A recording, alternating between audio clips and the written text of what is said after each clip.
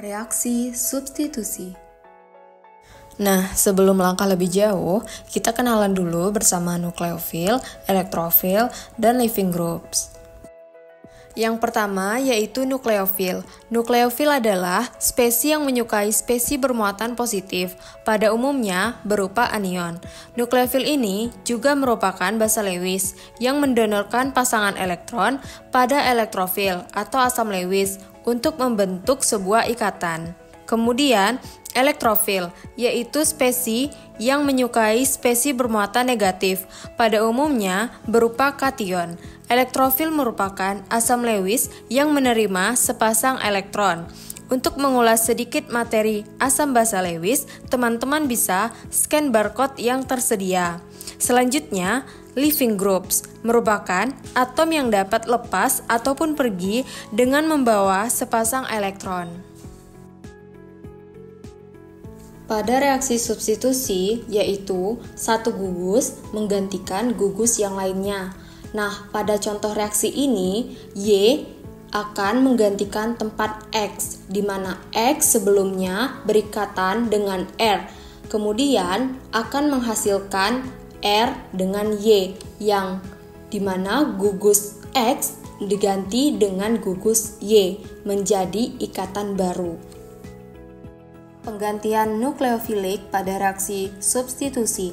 Ketika nukleofil ini menyerang R, maka X akan lepas sebagai leaving group dan X akan bermuatan negatif karena dia membawa 2 elektron dan membentuk ikatan yang baru, yaitu RNU yang merupakan produk.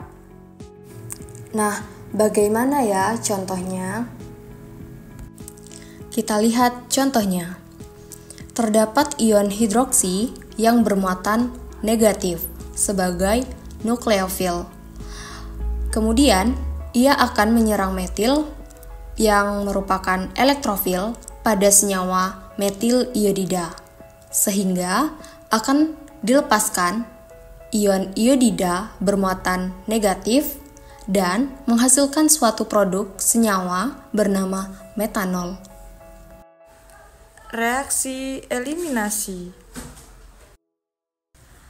Reaksi eliminasi dapat terjadi ketika suatu alkil halida bereaksi dengan basa kuat.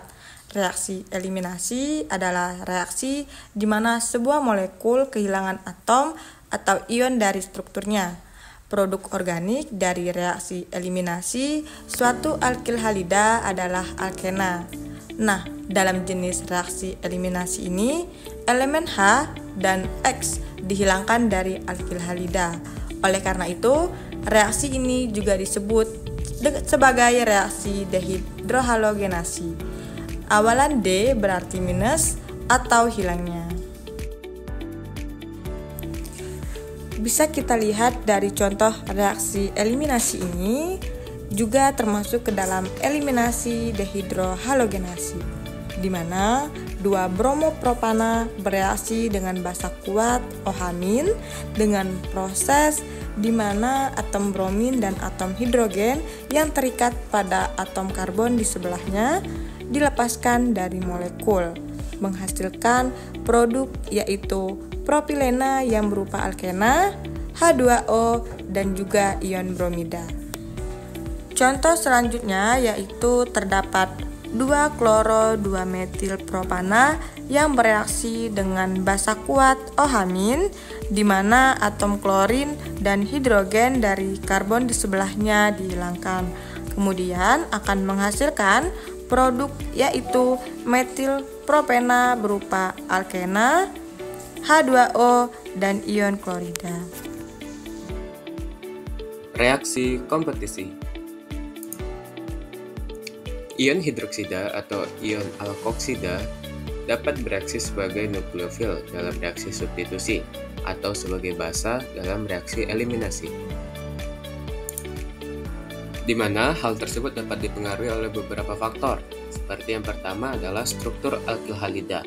Apakah alkil halida tersebut merupakan alkil halida primer, sekunder, ataupun tersier? Yang kedua adalah kekuatan basa. yang ketiga adalah sifat pelarut, dan yang keempat adalah suhu. Karena lebih dari satu reaksi dapat terjadi antara alkil halida dan nukleofil ataupun basa, reaksi substitusi dan reaksi eliminasi dikatakan sebagai reaksi yang bersaing, di mana metil dan alkil halida primer cenderung menghasilkan produk substitusi, bukan produk eliminasi. Dalam kondisi yang setara, alkil halida tersier pada dasarnya menghasilkan produk eliminasi, dan bukan produk substitusi.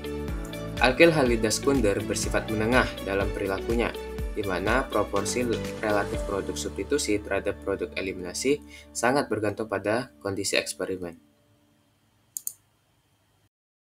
Berikut merupakan contoh dari reaksi kompetisi atau competing reaction, di mana ketika alkil halida primer, yaitu bromoetana, direaksikan dengan etanol yang merupakan nukleofilik, ketika alkil halidanya lepas, maka nukleofilik akan menyerang karbokation, sehingga akan terbentuk dietil ether, di mana reaksi ini menghasilkan produk hasil reaksi substitusi. Selanjutnya, ketika alkil halida sekunder, contohnya adalah 2-bromopropana, direaksikan dengan etanol, maka produk yang dihasilkan adalah produk hasil reaksi substitusi dengan proporsi 20%, yaitu 2-etoksipropana, dan produk hasil reaksi eliminasi dengan proporsi 80%, yaitu 1-propena. Selanjutnya adalah alkil halida tersier, di mana contohnya adalah 2-bromo-2-metilpropana. Ketika direaksikan dengan etanol, maka produk yang dihasilkan adalah produk hasil reaksi eliminasi yang lebih dominan, di mana sini produknya adalah 2-metil-1-propena, dan produk sampingannya adalah produk hasil reaksi substitusi, yaitu 2-etoksi-2-metilpropana. Mekanisme reaksi SN1. Perlu diingat bahwa reaksi SN1 atau substitusi nukleofilik unimolekuler dinamakan demikian karena tahap penentu laju reaksi atau rate determining step melibatkan satu molekul saja, yaitu substrat. Proses ini dimulai dengan pembentukan karbokation setelah gugus lepas atau leaving group meninggalkan substrat. Laju reaksi hanya bergantung pada konsentrasi substrat, bukan pada konsentrasi nukleofil. Berikut merupakan tahapan reaksi SN1, di mana langkah yang pertama adalah pembelahan alkil halida dan pembentukan intermediate karbokation. Yang kedua, penyerangan karbokation oleh nukleofil, dan yang ketiga yaitu deprotonasi.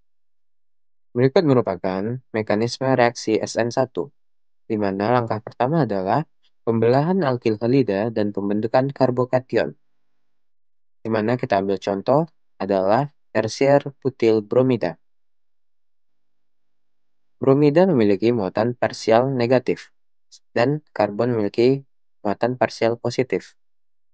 Ketika bromida lepas dari substrat, menyebabkan bromida bermuatan negatif yang membawa elektron dari karbon, sehingga karbon akan menjadi karbokation, dan bromida min merupakan gugus lepasnya. Langkah selanjutnya yaitu yang kedua adalah penyerangan karbokation oleh nukleofil. Nukleofil H2O akan menyerang karbokation yang bersifat tidak stabil, di mana reaksi ini berjalan dengan cepat, sehingga menghasilkan transition state 2 dan menghasilkan protonasi T-butil alkohol. Langkah yang ketiga adalah deprotonasi, di mana tersier butil alkohol tadi yang memiliki proton, itu protonnya dihilangkan, di mana air yang berlebih akan mengikat ion H+, sehingga produk yang dihasilkan adalah tersier butil alkohol dan ion oksonium. Ion oksonium ini merupakan kation yang mengandung atom oksigen yang memiliki 3 ikatan dan muatan formal +1, di mana contoh dari ion oksonium ini adalah ion hidronium, yaitu H3O+. Kemudian, bagaimana stereokimia dari reaksi SN1? Berikut penjelasannya. Namun, sebelum kita masuk ke pembahasan mengenai stereokimia reaksi SN1, teman-teman harus mengetahui mengenai aturan Chan-Ingold-Prelog, yaitu aturan untuk konfigurasi R dan S pada stereoisomer reaksi kimia organik. Untuk penjelasan lebih detailnya, silakan teman-teman scan kode QR berikut. Perhatikan gambar struktur berikut, di mana karbokation merupakan atom C yang mengikat 3 substituen lainnya dan memiliki muatan positif, di mana karbokation terhibridisasi sp2 dan memiliki orbital P yang kosong. Mekanisme reaksi SN1 itu dapat digunakan untuk menjelaskan rasemisasi, yaitu produk R dan S alkohol yang terbentuk adalah 50:50. Dan juga orbital P yang terbentuk itu dapat diserang baik dari atas maupun dari bawah. Berikut merupakan contoh dari stereokimia SN1, di mana tahap pertama adalah tahap ionisasi. Kita ambil contoh yaitu S3-bromo 3-metil heksana, di mana ketika alkil halida lepas, maka akan terbentuk karbokation, di mana bentuknya adalah planar karbokation. Karena karbokation memiliki orbital P yang masih kosong, maka orbital P-nya dapat diserang oleh nukleofil baik dari atas maupun dari bawah. Tahap kedua adalah penyerangan oleh nukleofil. Ketika orbital P yang kosong diserang oleh nukleofil dari atas, maka produk yang dihasilkan adalah S3-metil 3-heksanol. Hal ini terjadi karena kiral memiliki urutan substituen, yaitu prioritasnya adalah hidroksida, kemudian adalah propil, kemudian etil, sehingga arahnya berlawanan arah jarum jam, sehingga konfigurasinya adalah S. Kemudian, ketika orbital P diserang dari bawah, maka produk yang dihasilkan adalah R3-metil 3-heksanol, karena kiral memiliki prioritas substituen dari hidroksida, propil, dan etil itu arahnya searah jarum jam, sehingga konfigurasinya adalah R. Mekanisme reaksi E1. Berikut tahapan E1, yaitu terdapat 2 tahapan. Yang pertama, pembentukan karbokation atau tahap lambat. Kemudian, yang kedua, eliminasi proton atau tahapan cepat.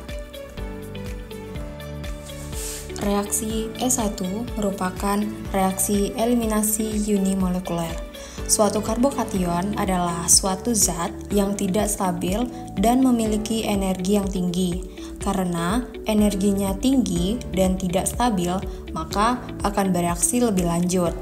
Salah satu cara karbokation untuk stabil dengan bereaksi dengan nukleofilik.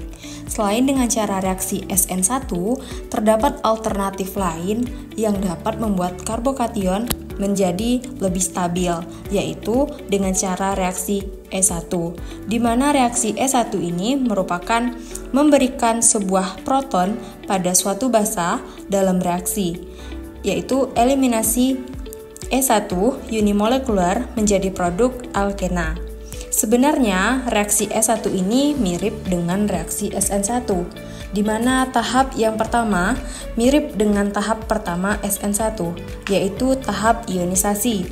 Namun, tahap kedua berbeda dengan tahap SN1, yaitu nukleofilik H2O tidak menyerang karbokation atau tidak menyerang karbon yang kekurangan elektron, namun mengambil hidrogen dari kation terbutil dari suatu kation propena. Mekanisme reaksi E1. Tahap yang pertama identik dengan tahap pertama SN1, yaitu alkil atau substrat terbutil bromida. Tahap ini adalah tahap yang lambat karena membutuhkan energi tambahan untuk memecahkan ikatan antara substrat dengan gugus pergi menjadi zat antara karbokation dan sebelumnya, harus mencapai keadaan transisi. Jadi, karena reaksi tahap pertama ini adalah tahap yang lambat, maka tahap pertama ini merupakan tahap penentu laju dari seluruh reaksi. Suatu reaksi E1 menunjukkan kinetika orde pertama atau first order, karena dalam keadaan transisi mirip dengan SN1, yaitu diperlihatkan hanya molekul substratnya saja, tidak ada molekul nukleofilik yang muncul. Karena S1 orde pertama, maka laju reaksinya hanya bergantung pada konsentrasi substratnya saja atau konsentrasi alkil halida. Pada tahap kedua mekanisme eliminasi unimolekuler atau S1, terjadi pelepasan molekuler air atau H2O dari senyawa yang menyebabkan terbentuknya karbokation pada karbon tersier. Karbon yang semula memiliki hibridisasi sp3 berubah menjadi sp2. Setelah pembentukan karbokation tersier yang terbentuk lebih stabil dibandingkan karbokation sekunder atau primer karena adanya efek induksi dan hiperkonjugasi dari atom karbon di sekitarnya. Nah, stabilitas karbokation ini mengikuti urutan tersier lebih besar dari sekunder lebih besar dari primer, yang berarti karbokation tersier paling stabil dalam reaksi ini. Setelah karbokation terbentuk, proton dari karbon yang bersebelahan dilepaskan. Nah, disinilah peran nukleofil menjadi penting. Meskipun dalam mekanisme S1, nukleofil tidak secara langsung menyerang senyawa. Seperti pada reaksi substitusi, nukleofil berfungsi sebagai basa lemah yang menarik proton dari karbokation. Nukleofil menyukai inti atom yang bermuatan positif dan kaya akan elektron, sehingga dalam hal ini mereka membantu menghilangkan proton dari karbokation. Setelah proton ini dilepaskan, terbentuklah ikatan rangkap antara dua atom karbon menghasilkan produk akhirnya berupa 2-metilpropena dengan hibridisasi karbon yang kembali menjadi sp2. Nah, mekanisme ini menunjukkan karakteristik dua langkah dari reaksi S1 dengan pembentukan karbokation sebagai langkah penentu kecepatan reaksi dan nukleofil bertindak sebagai penarik proton memungkinkan pembentukan ikatan rangkap pada produk alkena. Selanjutnya, faktor-faktor yang menyebabkan SN1 dan E1 merupakan reaksi kompetitif apa saja ya? Yang pertama, struktur alkil halida. Alkil halida tersier mendukung SN1 dan E1 karena stabilitas karbokation yang terbentuk. Alkil halida primer yang jarang menjalani mekanisme ini. Kemudian yang kedua, sifat nukleofil ataupun basa.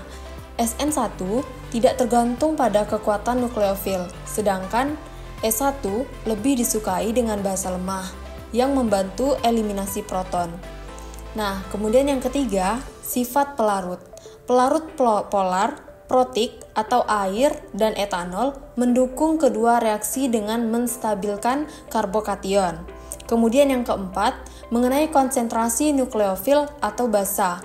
Konsentrasi nukleofil atau basa kurang berpengaruh pada SN1 dan E1 karena tahap penentu kecepatan adalah pembentukan karbokation. Dan yang terakhir, temperatur ataupun suhu. Suhu tinggi mendukung S1 atau eliminasi, sedangkan suhu yang rendah hingga sedang mendukung SN1 atau substitusi. Selanjutnya, kita masuk pada contoh kasus. Berdasarkan contoh kasus yang pertama, di mana senyawa dengan atom bromin bereaksi dengan asetat CH3CO yang bertindak sebagai nukleofil lemah. Karena atom bromin ada di karbon sekunder, reaksi yang terjadi adalah SN2, di mana asetat menggantikan bromin dan menghasilkan senyawa ester. Reaksi ini juga mengubah arah susunan atom di sekitar karbon tempat bromin terikat, atau terjadi inversi konfigurasi. Untuk contoh kasus yang kedua, di mana senyawa dengan atom bromin bereaksi dengan ion hidroksi pada suhu 50 derajat Celcius. Karena senyawa ini tersier, yaitu karbon tempat bromin terikat terhubung ke 3 gugus lain, maka reaksi yang terjadi adalah E2, di mana bromin terlepas dan menghasilkan senyawa dengan ikatan rangkap yang disebut sebagai alkena. Suhu yang lebih tinggi membuat reaksi eliminasi ini terjadi lebih cepat. Untuk contoh kasus yang ketiga, yaitu senyawa dengan atom bromin bereaksi dengan metanol CH3OH pada suhu kamar. Karena metanol adalah nukleofil dan basa lemah, senyawa bromin mengalami reaksi SN1. Bromin lepas dan kemudian metanol menggantikannya, menghasilkan senyawa eter atau alkil metoksida sebagai produk utamanya. Nah, ada kemungkinan kecil terbentuk alkena sebagai produk sampingan melalui reaksi E1, tetapi produk utama adalah eter. Dapat disimpulkan secara sederhana, jenis reaksi tergantung pada tipe atom karbon yang mengikat bromin seperti primer, sekunder, atau tersier, juga tergantung pada kekuatan basa atau nukleofil dan juga suhu reaksi.